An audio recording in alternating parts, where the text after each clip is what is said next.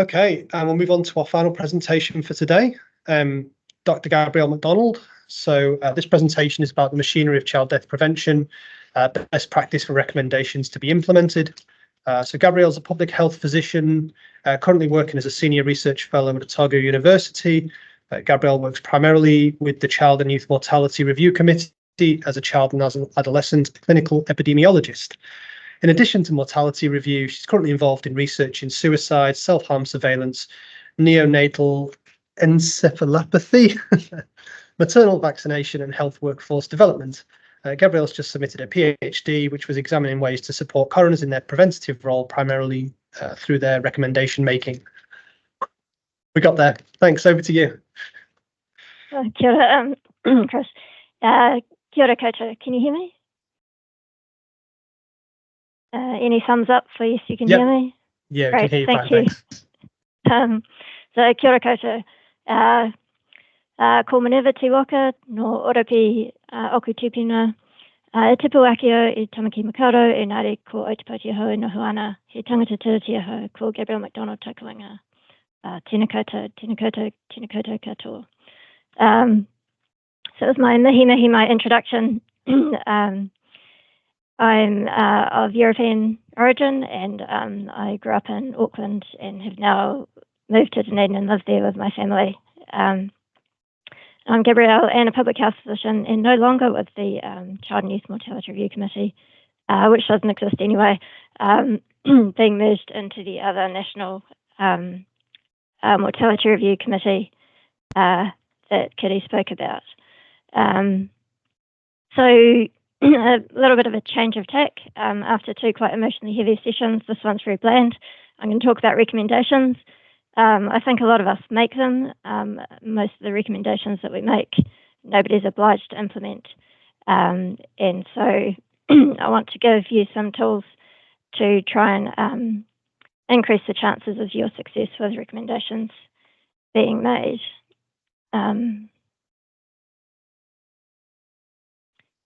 I've just lost everything. Can you see my screen? Anyone? Great, thank you.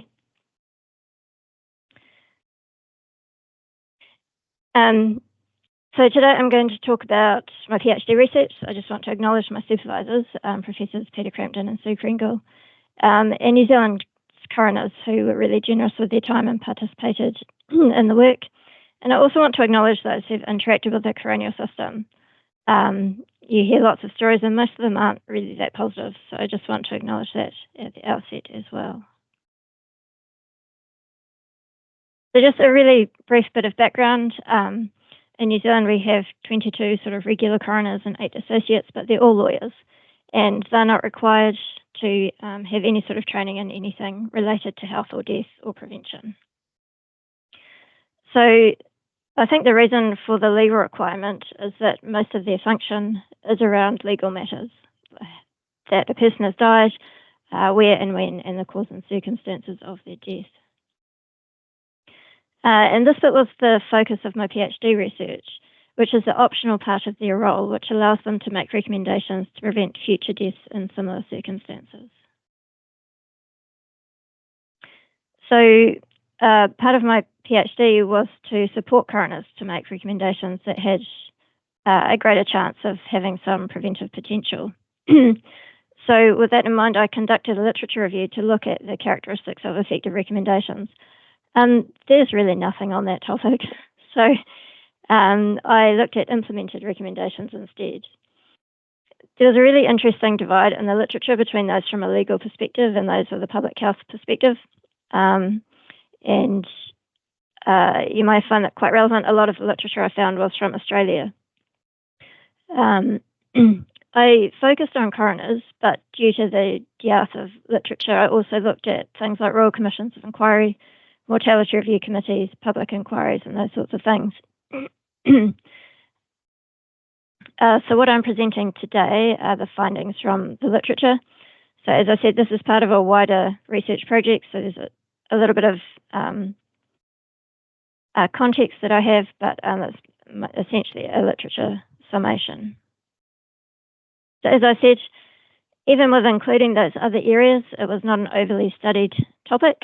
But despite that, what I did find was quite common across the different scenarios, which gives confidence that the findings are generalizable to other areas.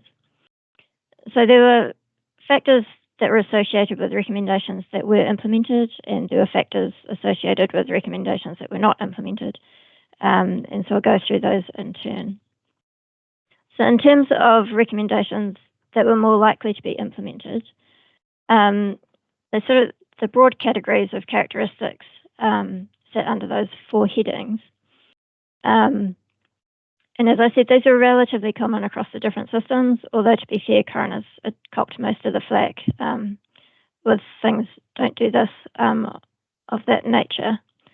But I'll just go through these in a bit more detail. So there's some work done in Australia and Victoria, which showed that recommendations that aligned with national strategies and the like were more likely to be implemented. There were a couple of studies there that were in the injury prevention area. And in New Zealand, there was a study done where somebody talked to organisations about what they expected from coroners. And the feedback provided by organisations included that organisations should not be expected to implement change based on a single death, but that coroners should refer to similar cases or to put that single death in the context of the overall burden of mortality or serious morbidity from that cause, and also to put deaths into the context of wider mortality. So, looking at different causes of death and where it fits within those main leading causes. So discussions with organisations who had coronial recommendations directed to them said they're also more likely to pay attention if it was based on if the recommendation was a repeat one or based on a previous recommendation. It shouldn't be surprised that logic is helpful. And there was an interesting review from Canada. It was actually in the educational sector, but was quite poignant in some of its observations. And one of the main observations from that review was that you need to fix what's broken, which feels like it's stating the obvious, but I feel like the obvious is often not done. For example, we're still using educative measures as a primary means of trying to prevent SUDI deaths, which completely ignores the poverty that is usually present and the reality of trying to find an appropriate leave maternity care for women while they're pregnant. Unsurprisingly, recommendations that were well formulated were more likely to be implemented, as were those where it was clearly feasible to make the suggested change. So there are a few factors relating to the socio-political environment. Some of these are relational and imply knowledge and some degree of relationship with the organisation the recommendation is going to. But the top 4 are all within our control to some extent. So part of the art of making a recommendation is in making others see why the change you're suggesting will be beneficial. So you probably need to frame your recommendation to the audience that it's being delivered to. With regard to opportunistic timing, there are 2 ways that timing is important. One is seasonal. For example, it's not the best idea to make recommendations about drowning prevention in the middle of winter. You're better to wait until summer is approaching, where people see drowning as a more pressing issue. The other is timing in relation to what is happening at that point in time. So in February last year, we suffered quite a large-scale national disaster with Cyclone Gabrielle.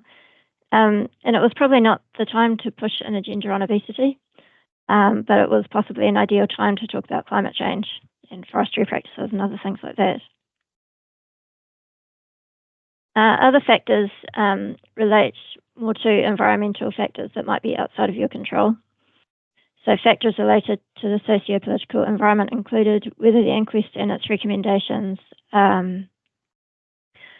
attracted media attention and whether some form of public advocacy accompanied the recommendation.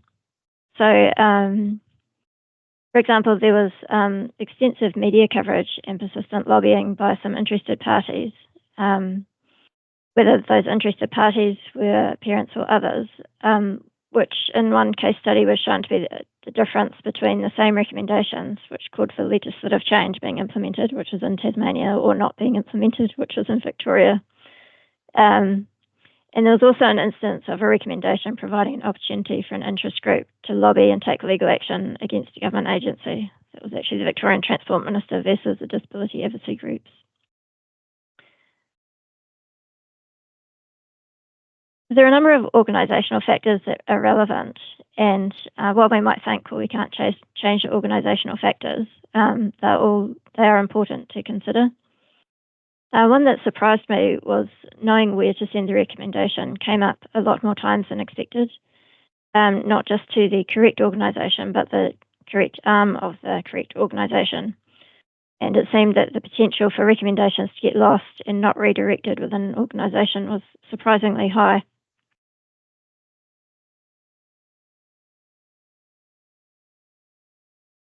There shouldn't be any surprises here. Recommendations that don't cost a lot are more likely to be implemented. So thinking about those characteristics, we get a picture of well-communicated, well-constructed recommendations that the recipient organisation agrees with, that are relatively simple and low cost and more likely to be implemented. Just going to think about characteristics of recommendations that are not implemented. And they fell under these three broad headings: lack of knowledge, ambiguity, and a non-constructive environment. So most of these are actually from those who had an organisational or a legal perspective,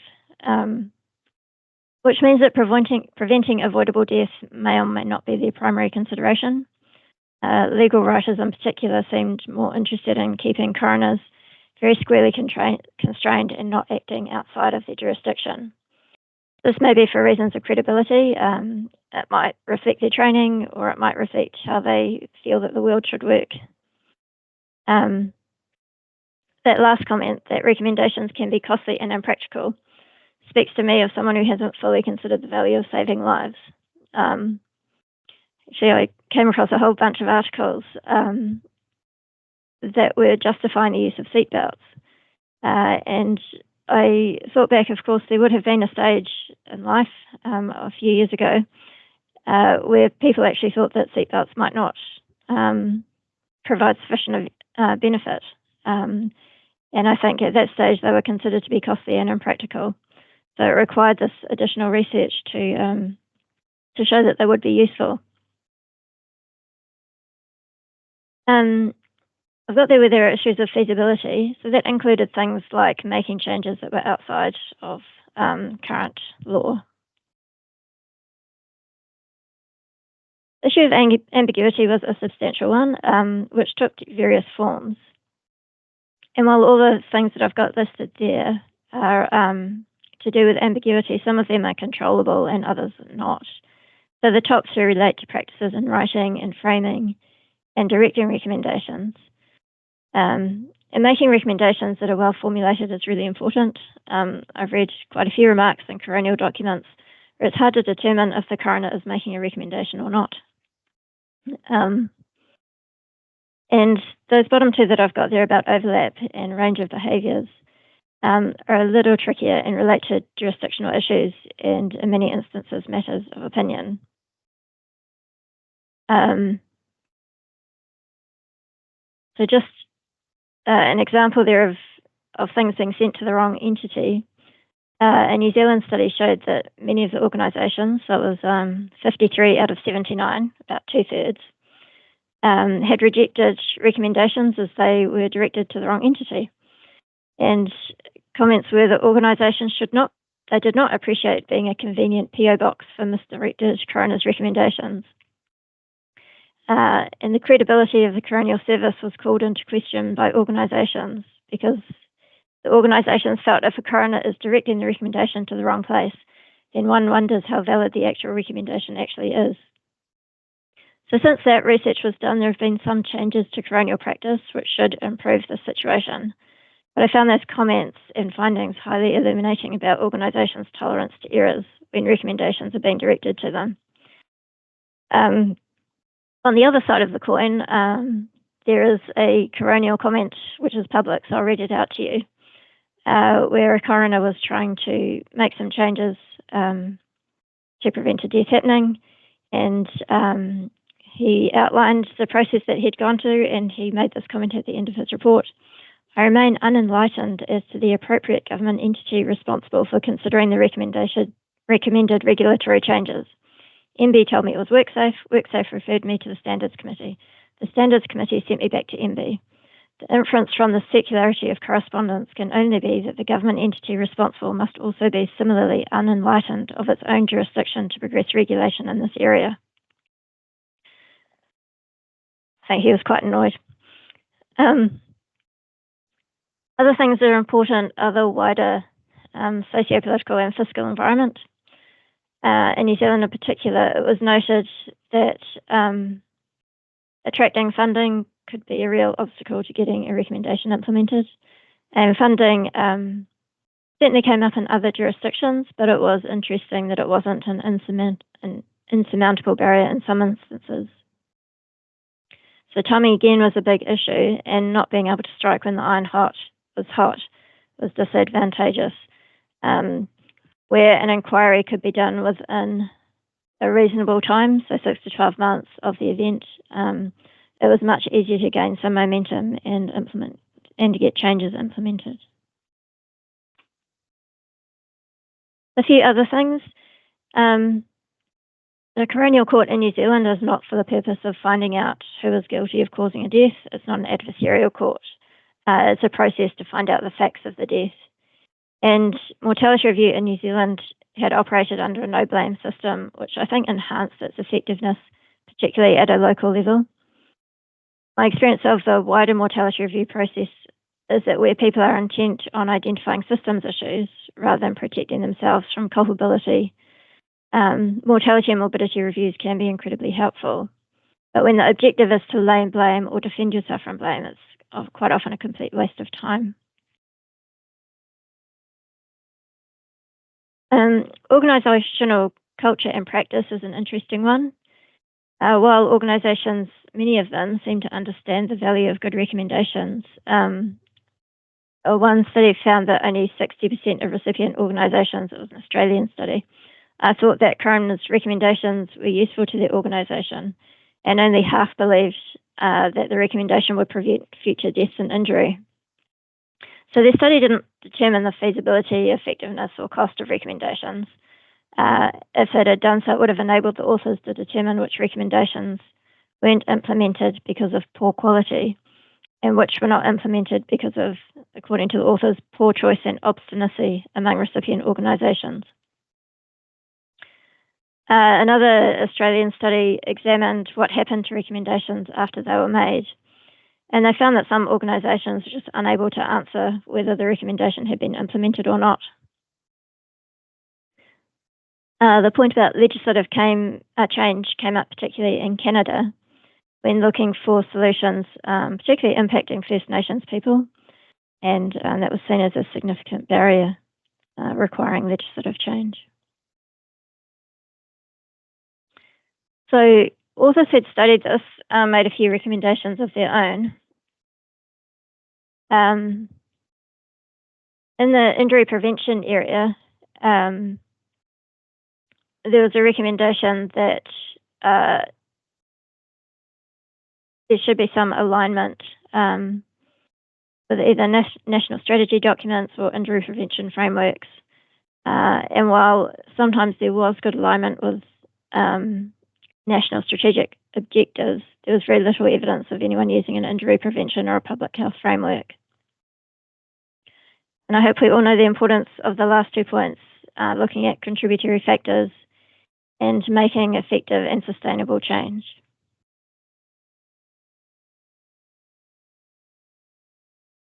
So after me going through all the characteristics of things that are implemented, I'm going to say I don't think it's a particularly good measure.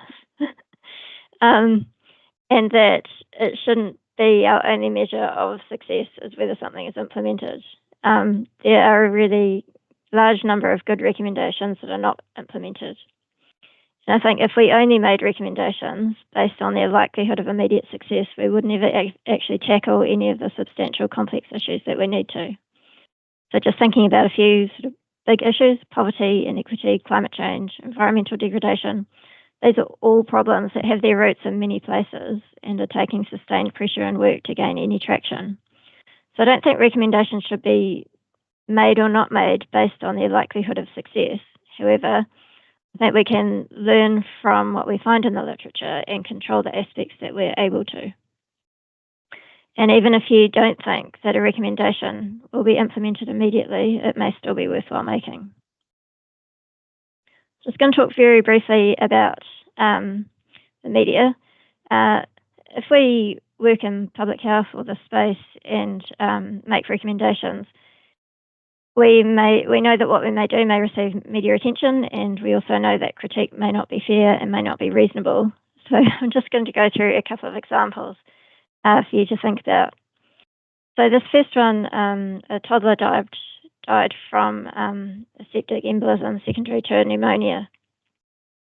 And the coroner stated it wasn't a recommendation, it was just in his findings document, that he was of the view the condition of the house at the time, being cold and damp during the winter months, was a contributing factor to the little girl's health status. And there was a lot of media attention about that, and our social housing provider, Kāinga Ora, actually went back and retrofitted about, last time I heard, about 1,600 houses to make them warmer and drier. There was another recommendation following an unintentional death from a paracetamol overdose. And the coroner recommended limits on sales. And our Food and Grocery Council chief executive said the coroner's report was, I quote, heartbreaking reading, but she doubted any paracetamol sale restrictions could have prevented the death. She said the coroner's suggestions are well-intentioned but not practical. Education, reading labels, better medical and mental health support are more likely to make a difference for patients at risk. So, well, that's an incredibly unhelpful comment, and I won't go into all the reasons why due to lack of time. I got feedback from those working in the area that actually it was quite helpful that recommendation had come out, and that helped them formulate their counter-arguments when they knew what the Food and Grocery Council response was going to be. And actually it did result in one of our two main supermarkets initiating their own limit. So other recommendations that hit the media, we had one about children walking to school. So there was a really tragic case of a young girl who was hit by a truck when walking home by herself. And there was a recommendation that young children shouldn't travel to and from school without an adult. And I'm sure that might result in some adults walking to school with their children, but it also might result in more children being driven to school, which is more likely to increase congestion around schools and put children at risk of unintentional injury from vehicles, in addition to losing the health benefits of using active transport to and from school. There was a lot of negative publicity at that, and the coroner actually changed their findings, and the recommendation about accompanying children to school has disappeared. And this last case was a really odd case. It was a baby who died from alcohol poisoning, but there was no, it was difficult to tell how the alcohol had entered the baby's system based on the post-mortem. And the coroner made a recommendation that mothers who are pregnant or breastfeeding shouldn't drink alcohol at all, which got the Women in Medicine Facebook page going. I'm not a member of it, so I can't comment, but there was a lot of negative publicity around that. And I think one of the issues there was that the coroner was on quite shaky ground to begin with, because it wasn't clear that the alcohol came from the breast milk. And I think that case, well, both those cases did cause some damage to the credibility of coroners. So we do need to think about our credibility, and to maintain that, I think we need to be on quite safe ground when we make recommendations. So Coroner Shortland, when he made his comment about the state of state housing, was on reasonably firm ground. He didn't actually make a recommendation, which may have helped, but there was, we know there's a substantial body of research that actually justified his message. Likewise, Coroner Robinson about the paracetamol case, referenced international research when he made that recommendation. So I don't think, despite the fact that they received some publicity and not all of it was positive, I don't think there was a credibility risk in the way that there was with the other two cases. So I put this up as I think, if we are serious about death prevention, we move outside of the health sector because we know that most of the determinants of health actually sit outside of health. And as you move into more unfamiliar sectors, the potential for getting it wrong really increases. So those of us with a health background have a reasonable idea of what's feasible and reasonable and where the opposition will come from. But I think when we interact with other sectors, we need to just have a higher level of caution. So in summary, I'd like to say we should make recommendations, but we should make good ones, really based on evidence. It was interesting to listen to the sepsis talks earlier to say how they were partnering with agencies and developing those relationships in order to see the recommendations through, because that was something that came up again and again. If there was one fix to all the issues that have been noted in the literature, it would be to develop your relationships with the organisations that you need to work with. And many of the issues in the literature would have been resolved early and a better recommendation made if there had been greater communication throughout the process. So this isn't going to solve all your issues, but it could potentially stop you from making some pretty big mistakes that may make future progress a bit more difficult. That's all from me. We've got a little bit of time for questions. Great. Thank you so much, Gabrielle, for your presentation. They're really thought-provoking, and I think broader applicability as well, more so even just in the child death prevention space as well. So that was really useful.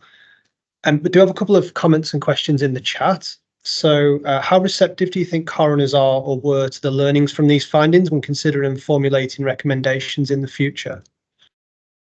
Yeah, I mean, that was really interesting. So I did an intervention with them, which included some education sessions. And it was really the first sort of training that they'd ever had in public health. And I think it was because our legislation really directs them to suggest educational measures as ways of reducing future death.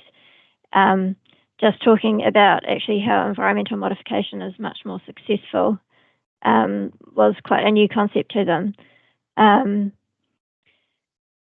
think for certain things that makes a lot of sense, and for others, I think they still struggle with the SUDI because and actually a lot of research really pushes people down the how do we educate parents line. Whereas I think now we need to think about supporting parents with young families financially and ensuring that we have maternity services that are accessible to everyone. And that's where I think we need to go with our SUDI prevention. But there's still a really strong feeling that, no, we just need to tell people what to do and they'll magically do it, even if they don't have a bed to sleep in or they don't have stable housing or anything else. So I think, an answer. I think it was quite eye-opening for coroners, and there's been quite a lot of shifts, so I'm not sure how much effect my sessions have, because there are a lot of new coroners coming on and they're a much more diverse bunch than they were sort of 10, 15 years ago. But I'd like to think that they were quite receptive. Great, thank you. And sort of related to that, noting coroners have a legal background, you've touched on some of this. Was the discussion about a request for education for coroners to enhance their knowledge in issues, for example, the SUDIs or the infant sleep safety or mental health? Yeah. My initial plan was to increase their own knowledge, but death prevention is quite broad.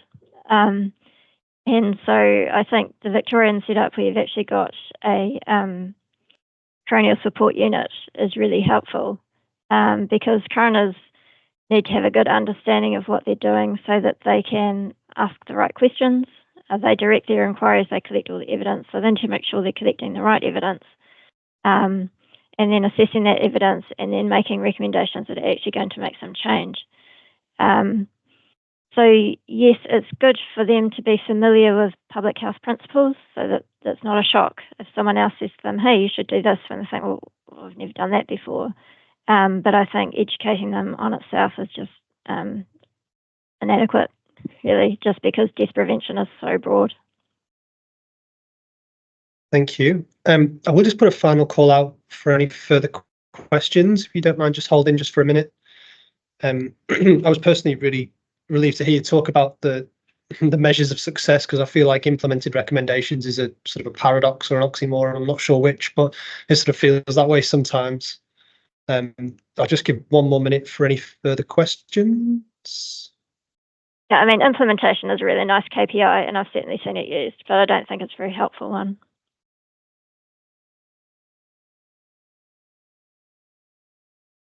Okay. All right, I'll call it at that. Thank you once again, Gabrielle. If anyone has any further questions, obviously we'll take them offline. Yeah, just thanks for having me. feedback in there. Thanks so much. Thanks again for taking the time to join us. Okay, so that concludes today's conference. As I said a couple of times there, if there are any questions we were not able to get to, we'll endeavour to reply offline. I'd like to express my gratitude to all of our presenters today for taking the time out of their busy schedules to share their knowledge and experience with participants. I'd also like to acknowledge the organising team, so Fiona, Beck, Emma, Steph, Wing, Michelle, here at the QFCC for their work every day, but particularly in making today run smoothly. So thanks again, everyone, and enjoy the rest of your day.